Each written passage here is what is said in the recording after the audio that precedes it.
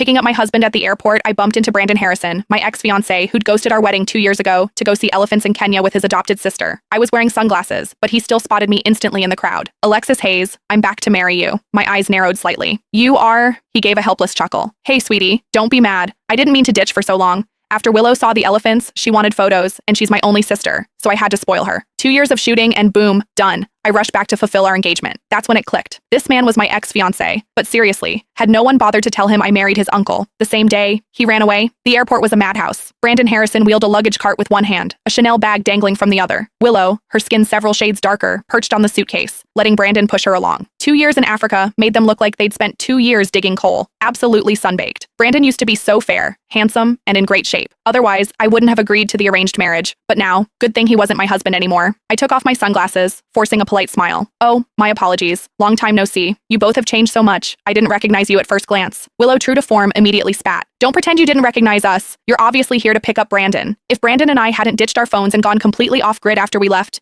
you probably would have tracked us to Africa yourself. Honestly, I don't know what Brandon sees in you. You're just a pretty face with nothing else going for you. Willow huffed, turning her head away dramatically. Brandon ruffled her hair, a helpless smile playing on his lips, and playfully poked her nose. You can't be so childish after Alexis and I get married. Otherwise, I won't take you on your artistic journey to Africa next year. After calming Willow down, he turned to me, explaining, she's just got a childish temper. You know, her dad died protecting me in that car crash, and she lost her father because of it. Once we're married, we'll be a united front. I hope you can look out for her, treat her like your own sister. Was he even listening to the BS coming out of his mouth? I rolled my eyes, a silent, elegant dismissal, and flashed the wedding ring on my finger. Mr. Harrison Jr., thank you for bailing on me back then. It led me to a man 1,000 times better than you. And please, don't flatter yourself. I'm here to pick up my husband today. Brandon froze. Then he narrowed his eyes at me for a long moment before raising an eyebrow and smiling. Alexis Hayes, do you take me for a fool? The Harrison-Hayes merger was the talk of New York 2 years ago. Every socialite and dignitary was there. Everyone knows you're my fiancé, Alexis. Okay, it was wrong of me to run away and embarrass you, but your reputation is trashed. Who else would possibly want you after this? So that's why he dared to run. He was convinced I'd be a discarded woman, that no one else would have me. He truly overestimated himself and underestimated me. To clean up his mess, Grandpa had to make some serious sacrifices, not just financially with company shares,